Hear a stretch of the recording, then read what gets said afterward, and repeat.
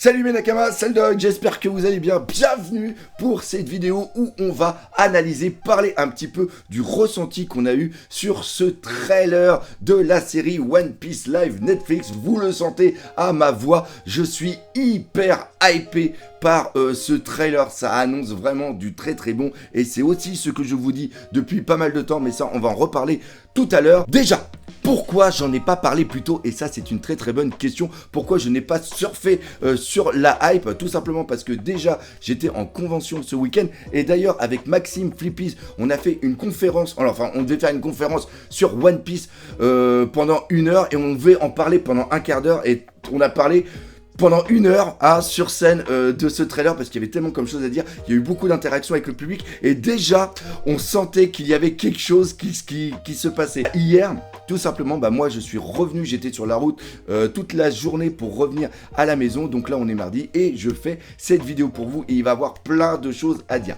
Par contre cette vidéo va être en 2 parties. Là on va vraiment s'attacher sur le ressenti, voir comment ça a été créé et quelles sont un petit peu les conséquences qu'il va y avoir si cette série fonctionne ou si cette série se casse la gueule. Et après dans une deuxième vidéo qui sortira plus tard dans la semaine, on va faire quoi? On va voir tous les easter eggs qu'il y a dans ce trailer parce qu'il y en avait quand même pas mal.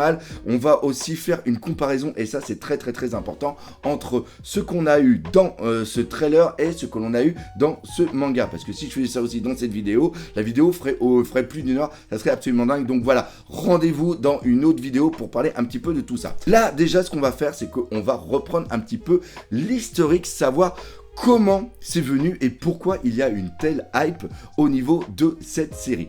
Tout commence en 2017, le 21 juillet 2017, pour justement les 20 ans de One Piece. Et quand on fête les 20 ans de quelque chose, eh bien il faut qu'il y ait une annonce hyper forte. Et là, ils ont annoncé tout simplement qu'il y allait avoir une série live par Netflix. One Piece, c'est sûrement le manga le moins adaptable dans une série live. Pourquoi? Parce que c'est complètement loufoque. Il y a les personnages qui sont totalement différents. Il y a des grands, il y a des petits, il y a des gros, il y a des maigres.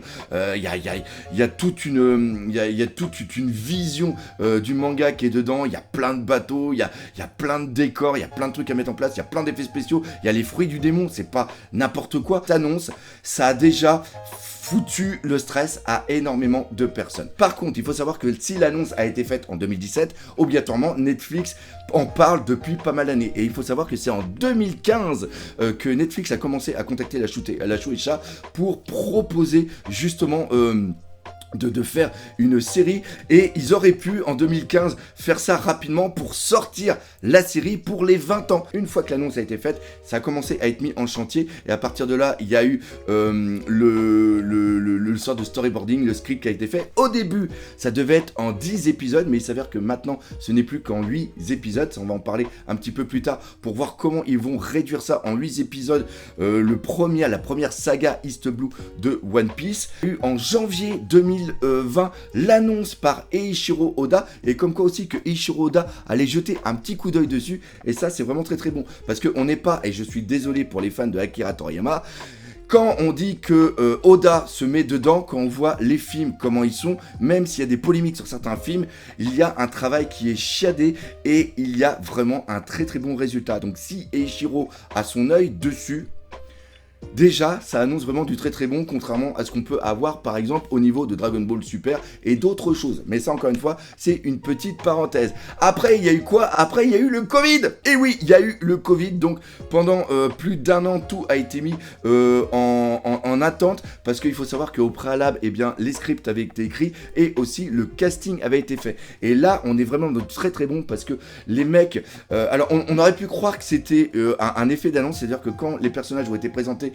les uns après les autres, les mecs disaient ouais, nous on aime bien One Piece et tout ça, et il s'avère que oui, les gens qui vont bosser dans la série Netflix, c'est des putains de fans de One Piece. En 2021, on a commencé à avoir des croquis vraiment de recherche, que ce soit le Baratie, Fushaton ou encore le Lady Duck. Ça montait un petit peu la direction graphique qui avait été choisie par One Piece. J'avais fait par justement toutes les personnes qui travaillent au niveau de Netflix, et j'avais fait une vidéo là-dessus, et moi ça m'avait énormément rassurés. Pourquoi? Parce qu'ils avaient choisi de ne pas retranscrire One Piece à l'identique. C'est-à-dire qu'ils n'avaient pas choisi de faire une adaptation fidèle au manga. Ils avaient une certaine liberté et on va reparler tout à l'heure par rapport à l'ambiance globale qu'il y a au niveau de ce trailer et je trouve que c'est un super choix. En 2022, c'est-à-dire en 2023 parce qu'on est déjà en 2023, ça avance trop vite,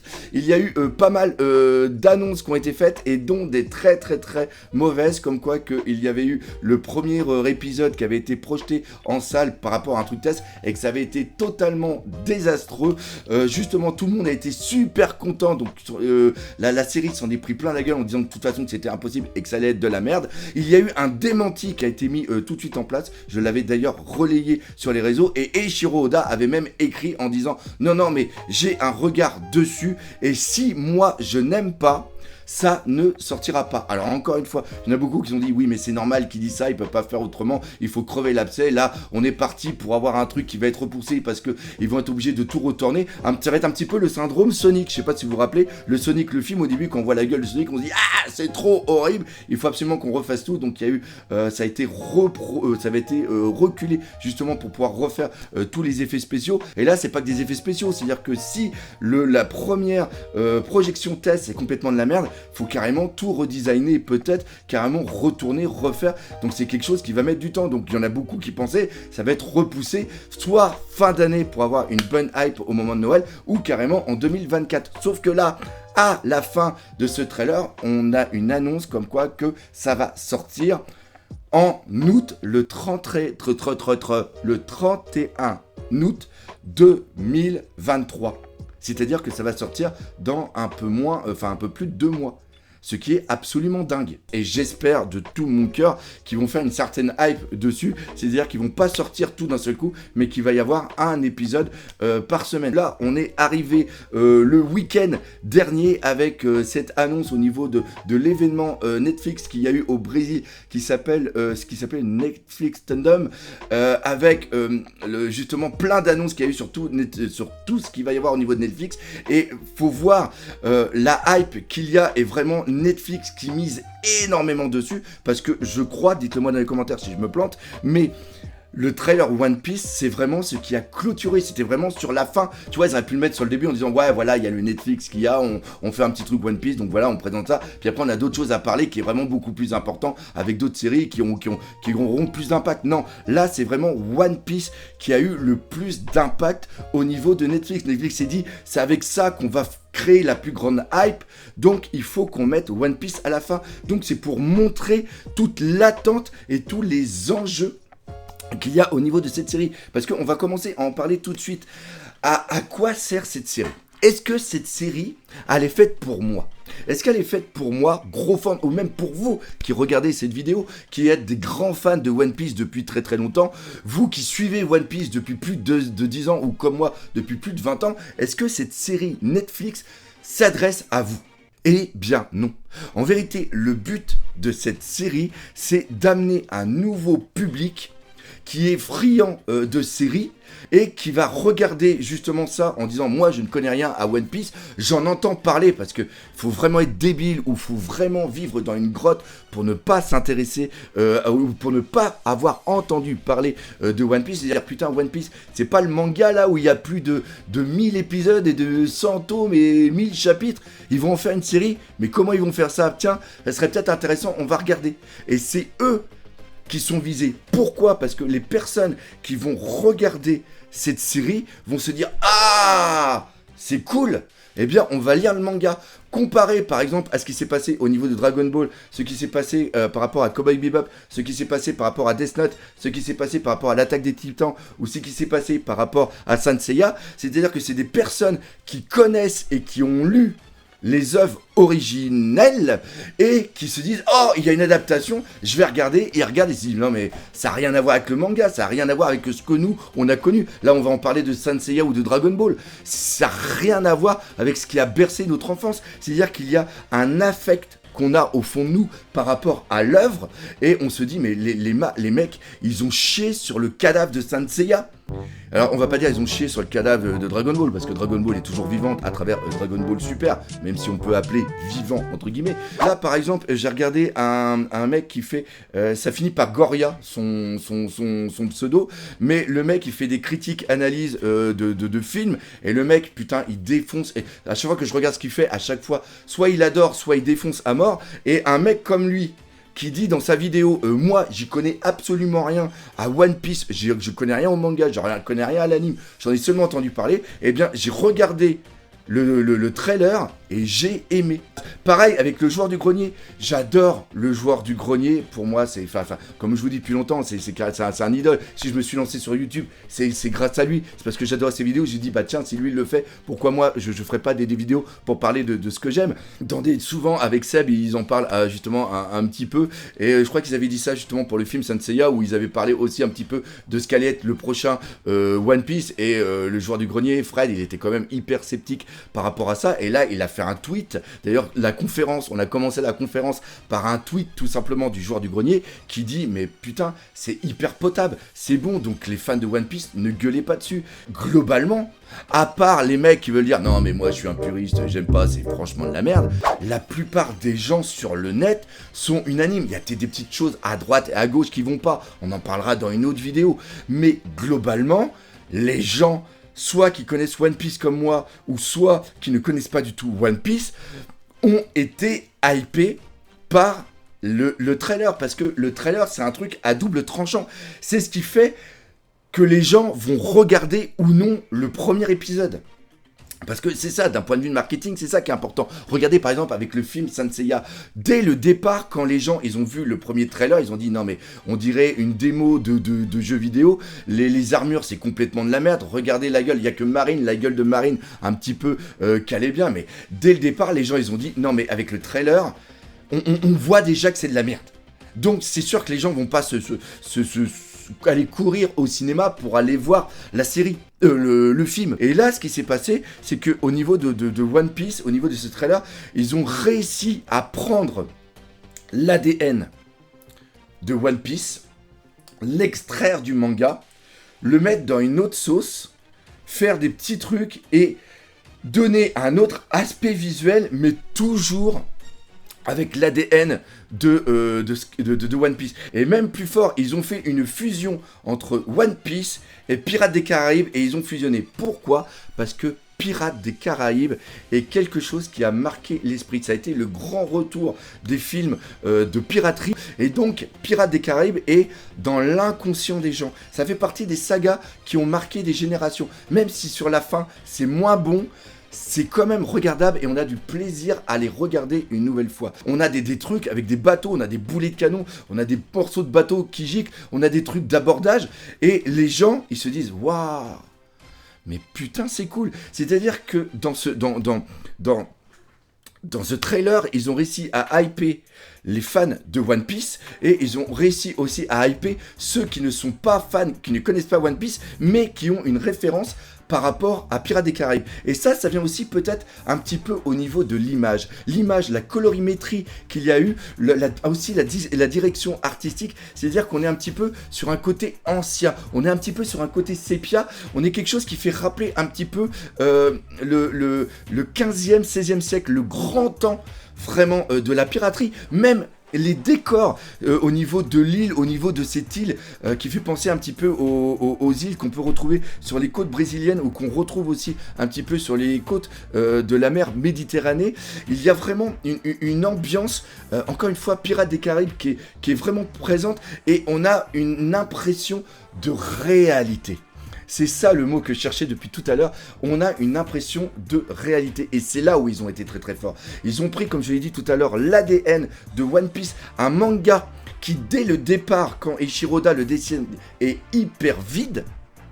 Ils ont réussi à prendre cet ADN et le mettre dans un monde qui est hyper riche, et qu'il y a énormément de détails. Il y a eu 100 millions de dollars qui ont été investis dans cette série. Il y a une très très grande partie qui a été mise justement au niveau des bateaux, au niveau des constructions, au niveau de tout ce qui est architecture. On sent que Netflix s'est dit, là c'est un bateau. Il faut savoir que le projet à un moment a été renommé, c'est-à-dire que les scripts et tout ça, ce projet qu'il y a au niveau de One Piece a été nommé le projet Roger. Et là, il y a peut-être une petite mémoire par rapport au manga, tout simplement parce que Roger, quand il est mort, il a relancé l'âge de la piraterie qui était en plein déclin. Et bien là, vu qu'il l'appelle comme ça, peut-être que Netflix est en train de se dire, on va peut-être être comme Roger, c'est-à-dire qu'on va peut-être relancer une hype autour des adaptations qu'il y a au niveau des animés et des mangas qu'on peut adapter en série live. S'ils arrivent à faire ça, putain, mais c'est tellement des dieux. Quand on parle de réalisme, quand on voit le bateau de Garp, quand on voit le bateau justement de Alvida, le Lady Duck, c'est d'une beauté. On voit tout le bois qui est présent. On va finir par parler d'une chose qui est absolument dingue, c'est tout simplement le monstre marin. Le monstre marin qui n'a absolument plus rien à voir avec le monstre de la baie qu'on avait au niveau de One Piece. C'est peut-être l'idée qu'avait Eiichiro Oda quand il l'a dessiné, d'avoir un monstre beaucoup plus grand. Parce que je sais pas si vous remarquez, mais on voit le reste de son corps sur l'arrière de la barque où il y a Shanks dedans. Et là, on se dit, voilà, là, il y a un putain de monstre. Et même si on sait plus tard la puissance qu'ont certains personnages par rapport à certains monstres marins, il faut garder à l'esprit que dans l'époque de East Blue, et pour ceux qui ne connaissent pas toute l'histoire de One Piece, c'est un putain de monstre marin. Et il y a une hype qui est autour. Le monstre marin, il m'a totalement décalqué la mâchoire. C'est un truc absolument de dingue. Quand je reprends un petit peu le côté Pirates des Caraïbes que j'ai complètement oublié de le dire tout à l'heure, on voit qu'il y a quand même beaucoup, enfin le trailer a mis vraiment l'accent là-dessus, c'est-à-dire qu'il y ait énormément de combats navals.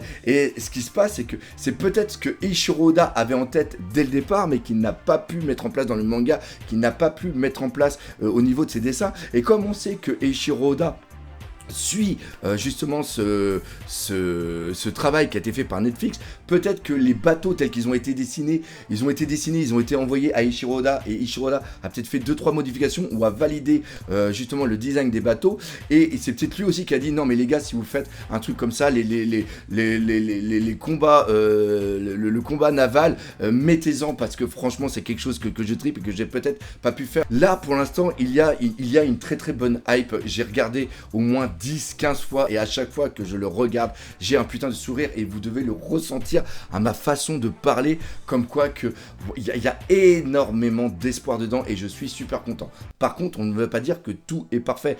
Moi, là où j'ai un petit peu de mal, et je pense, et j'espère surtout, vu qu'il reste encore 2 mois, que ça va être un petit peu amélioré au niveau de la post-prod, c'est tout simplement le pouvoir de Luffy, le Gomu Gomu no, le Gum Gum Pistol, plus que le monstre marin, où on sait que quand même c'est de l'image de synthèse, mais je trouve que ça cale bien. On le voit pas être distant du plan et aussi de la mer. Il est très très bien intégré. Le point de Luffy, même s'il y a des petits effets, même si on sent les os, même si on sent qu'il y a un mouvement, il manque encore quelque chose. Il y a une certaine rigidité dans le point que je trouve qui est un petit peu bizarre. On va voir les autres attaques, parce qu'encore une fois, vraiment, Luffy, il est vraiment là-dessus. Et la dernière chose vraiment que j'ai adoré, et qui pour moi fait que j'ai adoré ce trailer, c'est que les acteurs, ils sont imprégnés par leur rôle. On sent que le Luffy, c'est un Luffy, le Sanji, c'est un Sanji, même si Sanji, il est un peu plus vieux, même s'il n'a pas son sourcil. Le Zoro, il est bien badass. Le Usopp, même si on le voit très très peu, et c'est ça qui est vraiment dommage, on a l'impression qu'il est là, quand on voit justement qu'il y a le canon qui passe, et qu'on voit le Usopp qui plonge, et qui essaye de se protéger, on voit qu'il y a quelque chose, et il y a une putain d'alchimie, il y a vraiment cet humour qui fait One Piece, quand justement, t'as Zoro et Nami qui disent, on n'est pas non, on n'est pas un équipage, et là tu vois justement Luffy qui dit je sens un petit peu de pression dans mon équipage. On n'est pas un équipage. La VF, j'ai complètement oublié j'ai oublié d'en parler. La VF qui est absolument magnifique. On va peut-être avoir une VF à la hauteur de ce qu'il y a eu au niveau de Mario. On sent même que les acteurs sont imprégnés, et c'est ça qui est vraiment génial. C'est-à-dire que on le sent que les acteurs ont grandi avec One Piece. Et ce qui est vraiment génial aussi, c'est que dès le départ, Eiichiro Oda a mis un certain type sur chaque personnage, que ce soit au niveau du caractère, au niveau des émotions et au niveau de leur apparence, qui colle parfaitement au niveau de la représentation dans les acteurs. On n'est pas dans un pur wokisme comme on a pu voir au niveau de la petite sirène ou comme on a pu voir au niveau du Seigneur des Anneaux. On a vraiment quelque chose qui fonctionne. Et on dit pas oui mais là Usopp est de cette couleur là parce qu'on a dû mettre un quota comme ça. Pareil pour Luffy. Et les mecs sont tellement bons. Il y a vraiment du lourd. Même les combats qu'on voit au niveau du sabre de Zoro, ça danse bien, c'est fluide, c'est beau. Il y a aussi la façon dont c'est filmé. Il y a des très très beaux mouvements de caméra. Il y a une très très belle musique. Nom de Zeus, je voulais en parler seulement que dans un quart d'heure, mais je crois que ça fait, je regarde, oui ça va faire presque une demi-heure que j'en parle. Mais mon Dieu, bordel de Zeus! Bordel de Zeus! Je l'ai regardé une première fois en anglais. Je dois vous dire que quand je l'ai regardé en anglais, il y a une partie de moi qui a détesté. Mais quand je l'ai regardé en français, en VF, mais j'étais aux anges. Et on l'a regardé pendant la projection, quand on a fait la conférence, on l'a regardé une seule fois. Après, on a mis des pauses et à chaque fois que j'en parlais, j'avais le sourire. On l'a regardé, on l'a analysé pendant le trajet du retour. Et à chaque fois, j'avais un putain de sourire. Je l'ai encore regardé 2 fois avant de faire cette vidéo et j'avais un putain de sourire.